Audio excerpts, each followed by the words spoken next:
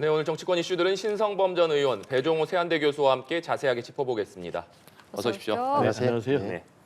앞서 국회 기자 연결해서 들어봤습니다만 이상민 행안부 장관의 거취를 둘러싼 여야의 긴장감이 최고조로 치닫는 모습입니다. 민주당이 이 장관의 해임 건의안을 당론으로 발의한다 이렇게 발표했는데 박홍근 원내대표의 발언 듣고 대담 시작하겠습니다. 윤 대통령은 더는 민심과 맞서지 말고 이상민 장관의 책임을 엄중히 물어야 합니다. 민주당은 오늘 이상민 행정안전부 장관의 해임 건의안을 발의하고 이번 주에 열리는 본회의에서 처리하겠습니다. 해임 건의안 가결 이후에도 본인이 자진 사퇴하지 않거나 대통령이 또다시 거부한다면 민주당은 부득이 내주 중반에는 탄핵소추안을 발의해서 이번 정기국회 내에 반드시 가결시켜 이상민 장관의 문책을 매듭 짓겠습니다. 네, 박홍근 원내대표의 발언 듣고 오셨습니다. 일단 민주당에서는 이상민 행정안전부 장관의 거취를 놓고 해임 건의안부터 발의하겠다 이렇게 결정을 했는데 일단 민주당의 이번 결정은 어떻게 좀 보십니까? 명분이 좀 약한 제가 보기에는 좀 정치적 무리수라고 보여져요. 그러니까 여론의 지지는 좀 받을 수 있겠으나 보십시오. 이게 적어도 지난번에 국정조사에 여야가 합의했을 때 온 국민이 생각하기에는 자 국정조사를 하게 되면 원인을 규명하고 책임자를 찾아내고 그러면 재발 방지하는 걸 그래도 만들어내겠구나. 그 과정에서 이상민 장관은 자연스럽게 정리되겠지. 네. 왜 그러냐면 본인도 사퇴 수습하고 나서는 바로 물러나겠다는 이야기를 여러 차례 했으니까 그 정도로 정리된 줄 알았는데 민주당에서 이틀 만에 이른바 뭐 국조합의서에 잉크도 말하기 전에 아니야 이상민 장관부터 먼저 날려야 돼.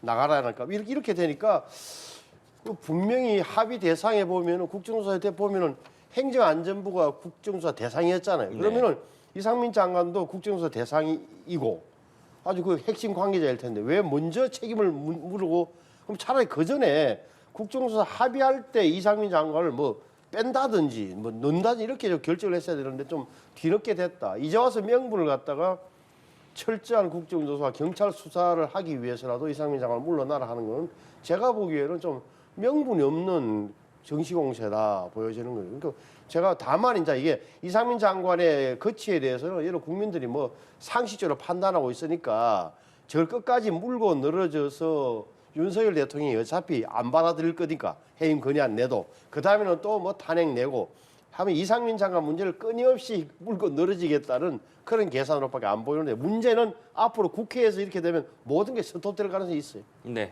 교수님. 지금 제가 좀 동의하기 어려운 게 정치적인 무리수다라고 규정을 하셨는데 그러면서 여론의 지지는 좀 받을 것이다라고 얘기를 했어요. 그럼 이제 국민 여론의 지지를 받는 선택이 왜 정치적인 무리수가 되는 것이죠? 오히려 국민의 여론과 반대로 움직이는 것이 정치적인 무리수가 아닐까 이렇게 생각이 되는데요. 일단 민주당이 이상민 행안부 장관의 해임안을 당초 계획대로 밀고 가겠다라는 판단의 결정적인 배경은 국민 여론이에요. 지금 158명이 서울 도심 한복판에서 숨졌지 않습니까? 그런데 지금 아무도 책임지지 않고 있는 이런 상황 아니겠습니까? 그래서 굉장히 국민 여론의 분노가 높은 상황이에요. 그래서 국회가 아무것도 안 할 수는 없다라는 이제 그런 책무감에서 제가 볼 때는 민주당이 책임 묻겠다라고 나선 것 같고요. 그리고 이제 이번에 만약에 해임 건의안을 처리한다면은 윤석열 대통령이 지난번에 박진 외교부 장관에 의해서 또 거부권 행사가 할 수가 있어요. 그렇지만은 박진 외교부 장관과 이번에 이상민 행안부 장관은 근본적으로 문제가 다른 것이죠. 네. 말씀드린 대로 158명이 숨진 대참사의 주무부처 장관이거든요. 그러면은 법적인 책임을 넘어서 본인이 정치적 도의적인 책임을 지는 것이 마땅한 거예요. 그럼에도 불구하고 계속 자리를 지키고 있기 때문에 해임 건의안을 처리하는데 윤석열 대통령이 이걸 또 거부한다? 그러면 엄청난 정치적인 부담감이 윤석열 대통령에 지워지는 것이죠. 그러면 이제 이번에는 또 2단계로 민주당이 탄핵 소추에 들어갈 가능성이 굉장히 높거든요. 네. 그렇게 되면 이제 탄핵 소추안이 국회에서 의결이 된다 해도 헌법재판소에서 최종 이제 탄핵 심판이 내려져야 되는데 그 전에 일단 국회에서 탄핵 소추안이 가결되는 순간 이상민 행안부 장관은 국민으로서 직무가 정지되는 거예요. 그러면 더 정치적인 부담감이 윤석열 대통령에게 지워지기 때문에 저는 이렇게 계속해서 강대강으로 가기 전에 이상민 장관이 스스로 자진 사퇴하는 것이 국민 여론에도 부합하고 또 윤석열 대통령의 정치적 부담도 덜어주는 것이 아닌가 이렇게 생각이 됩니다. 예, 민주당의 입장이 이처럼 확정된 만큼 국민의힘에서도 이제 잠시 후에 기자간담회를 통해서 어떤 대응 방침을 이제 밝힐지 저희가 연결을 해볼 텐데 일단 국민의힘에서는 해임 건의안이든 탄핵 수초안이든 국정조사 이후에 책임자를 문책한다는 합의를 민주당이 파기한 것이다 이렇게 반발하고 있는 상황입니다. 이런 상황에서 국정조사 보이콧 카드까지 꺼내들 것인가 어떻게 좀 예측을 하십니까? 이 원점으로 한번 돌아가 보죠. 국정조사 합의를 보면은 용산 이태원 참사 진상 규명과 재발 방지를 위한 국정조사 위원은 모두 다 18명으로 한다. 나름 뭐 기한도 정해놓고 쭉 했더니 그 결정적인 이유가 뭐죠? 새해 예산안을 처리하고 국정조사를 바로 시작한다는 대목이 있잖아요. 그러니까 새해 예산을 처리하고 국정조사를 여야가 합의했던 가장 큰 것 중에 하나가 새해 예산안 처리하고 연동돼 있단 말이에요. 그런데 이것을 다시 한번 말씀드리지만 민주당이 갑자기 이상민 장관 해임안을 들고 나온다면 제가 이제 여론의 지지는 뭐 받을 수 있는 일부 지지자들한테는 받을 거라는 것도 뭐 계산했고 대통령이 이 이상민 장관 해임 건의안을 수용하지 않을 거란까지 내다보고 했다는 정치적 깔려 있다는 점을 말씀드리고 있는 네. 거고 이렇게 되면 이 국정조사의 합의 파기는 민주당 때문이라는 것은 명백해지는 거예요. 이렇게 되면 남는 것은 그 완전 정신도 없어진 거고 그러면은 그럼 예산은 어떻게 할 것이냐는 문제도 있는 거고 네. 다 남는다. 그래서 국정조사 합의 파기는 민주당이 한 거다. 정확하게 책임 규명을 가야 되는 거고 그다음에 남는 것이 그러면 국힘이 어떻게 할 거냐인데 지난번 의원총회 분위기를 본다면 적어도 예산안 때문에 그리고 일부 민생 법안 때문에 야당의 도움을 얻어야 된다는 어떻게 보면 국회 운영의 현실적 필요 때문에 주호영 원내대표가 당내에 반발을 무릅쓰고 합의를 해줬는데 네. 이제 와서 민주당이 저렇게 합의를 깼다고 한다면 당내에서조차 굉장히 강경한 목소리가 나올 테고 내시에 무슨 이야기를 할지 몰라도 제가 보기에는 버티기 힘들 거예요. 이게 왜냐하면 당내에서조차 굉장히 반발이 심할 거기 때문에 국정조사를 아예 안 하거나 이런 이야기로 여당 역시 강경하게 나올 가능성이 높다. 물론 이제 봐야 되겠습니다만은 저는 그래 보이죠. 지금 이제 국민의힘에서 계속해서 민주당을 공격하는 논리가 민주당이 국정조사를 정치 공세 수단으로 이용하고 있다 이렇게 얘기를 하고 있거든요. 그런데 지금 이번에 대통령실에서도 그러고 국민의힘 지도부도 그러고 이렇게 이상민 행안부 장관의 해임 건의안을 추진하고 나설 경우에는 그럼 이제 국민의힘에서는 국정조사를 보이콧할 수 있다라는 논리를 내세우고 있거든요. 그러면은 국정조사를 보이콧할 수 있다라는 그런 논리야말로 국정조사를 정치 공세의 수단으로 삼는 정략적인 그런 태도 아니겠습니까? 그래서 이런 건 이제 굉장히 바람직하지 못하고 특히 이제 국민의힘 지도부에 앞서서 윤석열 대통령실에서 이런 국정조사 보이콧을 노골적으로 얘기한다는 것이 굉장히 저는 바람직하지 못하다. 왜냐하면 지금 우리 정치가 실종된 그런 상황 아니겠습니까? 계속해서 여야가 격돌하고 검찰 수사는 대대적으로 지금 이루어지면서 야당에서는 야당 탄압이다. 이재명 죽이기다라고 이제 반발하고 있고 또 전 정권에 대해서도 때리기를 하고 있는 이런 상황에서 모처럼 국정조사를 여야가 합의를 하면서 이제 좀 협치가 좀 물꼬를 트는가라는 그런 기대를 했는데 다시 지금 국정조사 문제를 가지고 또 이렇게 파행을 계속하고 있거든요. 그러면 국정조사 문제하고 이상민 행안부 장관의 거친 문제를 묶지 말고 따로따로 해야 된다라는 얘기를 좀 드리고 싶고요.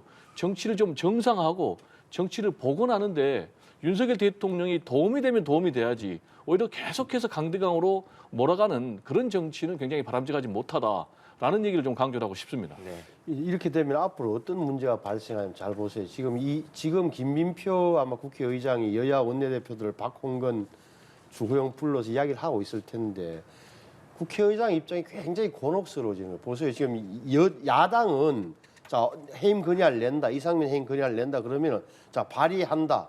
본회의장에서 표결로 통과시킬 거예요. 지금 박홍근 원내대표가 하는 말로 봐서는 이번 주로 그랬으니까 내일 모레 이틀밖에 없잖아요. 목금. 네. 그러면 보십시오. 예산안은 오히려 법정 시한이 금요일까지 12월 1일까지 되어 있는데 그것은 손도 안 대고 자 민주당만의 본회의를 열어서 이상민 장관 해임 건의안을 또 강행 처리한다. 이게 굉장한 여론의 역풍을 맞을 것 같아요, 안 맞을 것 같아요. 제가 보기에는 이 대목에서 지금 진표 국회의장이 손들기가 힘들다니까. 그래서 제가 보기에는 둘이 불러서 지금 순서를 뭐 이야기하고 있거나 아니면은 예산안부터 하고 나서 한다고 다시 자기가 정인이었으니까 여야 합의에 그렇게 하고 있거나 하는 그런 심정은 가는데 어찌됐건 잘못되면 이게 굉장히 꼬여버린다니까요. 예산안인데 예산안대로 못하고 만약에 여당에서 조영훈 원내대표가 나와가지고 국정조사 못하겠다고 하면은 모든 게 꼬여서 말 그대로 정치 실종에 빠질 가능성이 있다. 그래서 제가 보기에는 이 야당에서도 눈 감고 망비를 붙일 사안은 아니에요. 자, 그럼 다음 주에 예를 들어서 대통령이 어쨌든 이상민 장관 해임안이 발의되고 근데 대통령이 한 번 더 수용 안 한다. 그 다음 주에는 또 그러면은 탄핵 소추안을 내겠다고 하는데 이것은 말 그대로 탄핵 소추안 아시는 대로 무슨 국무위원이 법률이나 헌법 위반이 나와야 되는 건데 이거는 그냥 무조건 헌법재판소까지 끌어가서 정치 쟁점을 계속 만들겠다는 너무 뻔한 의도에서 제가 보기에는 오히려 민주당이 여론의 역풍을 맞을 가능성이 커요. 제가 탄핵까지 가면. 제가 잠깐 반론을 해야 되겠는데요. 막 밀어붙인다고 얘기를 하셨는데 그러면은 158명이 숨진 대참사의 주무부처 장관에 대해서 책임을 묻는 것이 막 밀어붙이는 것입니까? 전혀 책임을 안 지고 아무도 책임을 안 지는 것이 밀어붙이는 것입니까? 그리고 그렇게 될 경우에 여론의 역풍을 맞는 것이 대통령입니까? 아니면은 민주당입니까? 이 부분을 좀 명확하게 생각을 해야 될 것 같고요. 지금 우리 신성범 의원께서 예산안 처리 문제를 굉장히 강조를 하셨는데 그 부분은 잘한 거예요. 그러면은 예산안 처리를 위해서라도 여야가 좀 협치를 하고 머리를 맞대야 되는 거예요. 근데 지금 대통령실도 그러고 국민의힘 지도부도 그러고 이상민 행안부 장관의 해임 건의안을 추진하면은 우리는 국정조사 보이콧도 하고 그리고 예산안도 준예산으로 갈 수도 있다라는 얘기를 공공연히 하고 있거든요. 그러면 예산안이 파행 처리되면은 그게 민주당의 책임입니까? 아니면 여권의 책임입니까? 정치가 불안해가지고 실종이 되면 그거는 여권의 무한 책임을 지는 거예요. 특히 예산 문제와 관련해서. 그래서 만약에 예산이 지금 법정 시한을 넘어서 이번에 국회 회기인 12월 9일까지 처리가 안 되면은 이제 사상 초유의 준예산 사태로 갈 수도 있거든요. 그렇게 하면 어떻게 되겠습니까? 정상적인 국정 운영이 안 되는 거예요. 기존의 전 예산을 통해서 뭐 비상 예산 내지는 뭐 관리비라든지 인건비밖에 그렇게 되면은 윤석열 정부가 할 일을 제대로 못 하는 거예요. 그러면 그 모든 책임은 윤석열 대통령 정부에게 가기 때문에 제가 볼 때는 지금이라도 좀 여야가 정치적으로 타결할 수 있는 그런 방향을 선택하는 것이 바람직하다라는 얘기를 좀 강조하고 싶습니다. 같은 게 이상민 장관의 거취와 관련해서는 상식적인 수준에서 국민들이 판단을 하고 있는 대목이 있단 말이에요. 그러니까 국정조사를 하고 나면 뭔가 책임을 지겠구나 하는 느낌 다 갖고 있는 거는 예를 들어 국정조사는 목적이 사고 원인을 규명하고 원인을 찾아내고 책임 규명하고 재발 방지책을 만드는 거라면 당연히 여기에서 하다 보면은 이상민 장관의 정책 책임 이야기가 나올 거고 그것은 제가 보기에는 적어도 여야 원내대표 간에는 암묵적으로 전제되어 있는 사실이에요. 이걸 갖다가 거세를 못 참고 문제 다시 나왔다는 것 자체가 제가 우스꽝스러운 거고 그래서 이걸 좀 어떻게 보면은 국정조사를 하고 난 다음에 계속 이상민 장관이 그 국정조사 이후에도 자리를 차지하고 있다면 대통령이 아무런 조치를 취하지 않다면 그때 해임 건의안을 내면 뭐가 국민들이 납득할 텐데 이거는 뜬금없단 말이에요. 제가 보기에는 국정조사 하고 나서 합의하고 나서 했다는 그 이야기를 하는 거고 따라서 저는 무엇보다 이제 이렇게 되면은 모든 게 엉켜서 국회 완전히 제가 볼 때 정말 국회의장만 김시명 국회의장만 머리 아픈 상황을 민주당이 만들어냈다고 보는 거예요. 예. 네, 제가 좀 얘기를 해야 되겠는데요. 국회의장 지금 걱정할 때가 아니에요. 국민 걱정해야 될 때예요. 지금 상식과 또 뭐 국민 여론을 얘기를 했는데 지금 보세요. 지금 이태원 대참사가 10월 29일 날 일어났지 않습니까? 근데 한 달이 넘었어요. 근데 아무도 책임을 지지 않고 있어요. 근데 이걸 보고 지금 뜬금없다 내지는 성급하다라는 얘기를 할 수가 없는 것이고요. 지금 이제 국회를 파행으로 가고 있는 것은 제가 볼 때는 아무도 책임지지 않는 여건이라고 생각을 합니다. 네. 지금 조금 전에 대통령실의 브리핑을 듣고 왔기 때문에 화물연대 파업과 관련된 얘기도 좀 해보도록 하겠습니다. 대통령실 브리핑 직접 듣고 오셨는데 법과 원칙 대신 타협하면 또 다른 파업과 불법을 부른다. 안전을 볼모로 하거나 일자리를 뺏는 파업에는 단호하게 대응하겠다. 이런 대통령실의 입장이 나왔습니다. 또한 추가적으로 유조차와 관련된 부분이 얘기가 나왔는데 지금 정부에서 시멘트 분야에 대한 업무 개시 명령을 내린 상황 아니겠습니다. 그런데 대통령실의 조금 전에 발언을 본다면 이 유조차 분야에 있어서도 추가적으로 업무 개시 명령을 좀 열어놓은 상황이다 이렇게 봐야 될 것 같은데 정부가 이렇게 화물연대 파업에 조금 강경하게 대응하는 배경은 어떻게 좀 봐야겠습니까? 국민들이 다 이제 알고 있는 사실이 하나가 있잖아요. 6월 달에 화물연대가 파업을 했었다. 당시에 원희룡 국토교통부 장관이 약속한 게 있어요. 그러니까 지금 말하는 안전운임제, 어떻게 보면 최저임금제 같은 건데 안전운임제, 최저운임제죠. 이걸 3년간 더 할 수 있다, 연장하겠다고 발표를 했는데 이게 지금 근데 그 후로 보면 이제 화물연대의 요구 조건이 크기에 대해서 일몰제 아직 폐지하고 계속 영원히 가져가자는 주장 하나에다가 현재는 컨테이너와 어떻게 보면 일부 돼 있는 걸 갖다가 품목을 늘려라. 자동차 운송도 늘리고 철강도 늘리고 이연물, 택배 다 늘리자. 이거 전부 다 안전운임제로 해달라는 취지란 말이에요. 이것은 정부 입장이라 보면 왜 결국적으로 이건 소비자에게 그 비용이 전가되는 구조이기 때문에 못한다는 그런 결론이 내려졌다는 사실은 알고 계실 테고 지금 뭐 흔히 말하는 춘투연대 동투가 된 이유가 민주노총의 전체적인 계산하에 최전선에 뛰어든 게 앞장서고 있는 게 화물연대라는 사실은 온 국민 눈에도 보인단 말이에요. 그래서 화물연대, 오늘 서울지하철, 내일 철도노조 이런 일련의 흐름에서는 정부 입장에서는 여기에 밀릴 경우에는 굉장히 위험한 상황이 올 수 있다고 보지 않겠습니까? 제가 볼 때는 그래서 당연하게 뭐 어떻게 보면 불가피하게 대응을 하는 거다. 업무 명령. 업무 개시 명령이라는 게 정확하게 말하면 이런 거잖아요. 이게 노동자들의 단체 행동권, 파업권은 보장하면서도 그 소수의 사람들 때문에 국가 경제가 마비되거나 국민 생활에 큰 불편이 오는 거는 막자는 취지에서 만들어진 제도란 말이에요. 자, 당신들은 파업을 해. 하지만 어느 순간 되면 이게 전체적으로 사회에 큰 문제가 된다면 업무 개시 명령을 내릴 수 있다. 노무현 대통령이 다 만드는 법이라고 듣고 있어요. 그러면 그 정도 의미가 있는 거니까 제가 보기에는 뭐 확대 안 됐으면 좋겠고 어쨌든 양쪽이라 하면 뭐 정부도 그런데 하여튼 화물연대가 빨리 좀 제가 볼 때는 현실로 돌아서는 게 좀 맞는 거 아니에요? 그런 생각을 해요. 예, 국가를 위한 좀 불가피한 대응이었다라는 말씀이신데요. 일단 그 안전운임제도 자체는요. 여야가 합의를 위해서 도입한 그런 제도이기 때문에 소비자에게 비용이 전가된다라는 논리는 이 여야 합의 정신 자체를 부정하는 것이고 현실 자체를 완전히 부정하는 것이기 때문에 동의할 수 없는 그런 논리고요.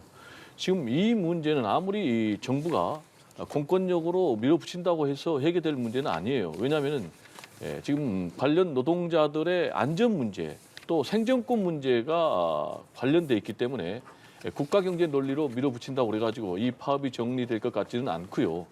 문제가 되고 있는 것은 지금 정부 당국이 첫 번째로 지난 6월에 1차 파업 때 합의를 깼다는 것이 문제가 되고 있고요.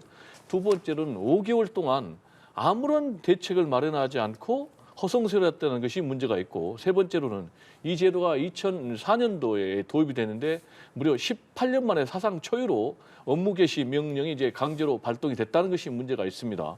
그 얘기는 뭐냐면은 이게 힘으로 밀어붙일 경우에는 지금 지하철 파업이 지금 들어갔고 또 철도 파업이 들어간 그런 상태거든요. 그러면 일파만파 확산이 되면은 전체 국가 경제가 마비되고 더 큰 위기로 갈 수밖에 없기 때문에 어떻게든지 지금 강대강으로 치달을 문제가 아니고 대화와 교섭을 통해서 이 문제를 좀 슬기롭게 풀 필요가 있다. 그리고 지금 이제 대통령실의 발표를 보면은 굉장히 유감인 게 앞으로 또 더 다양한 옵션을 검토하겠다라는 것은 더 강한 압력으로 지금 들이대겠다는 것인데 이것도 좀 굉장히 부적절하고 그리고 안전을 볼모로 지금 파업에 들어갔다고 했는데 안전을 이유로 지금 보장해 달라는 것으로 지금 안전운임제를 요구를 하고 있는데 이런 것은 좀 적반하장식의 그런 대통령실의 논리가 아닌가 생각이 좀 듭니다. 예, 알겠습니다. 저희 오늘 말씀은 여기까지 듣도록 하겠습니다. 지금까지 신성범 전 의원, 배종호 세한대 교수와 함께했습니다. 오늘 말씀 고맙습니다. 네, 감사합니다.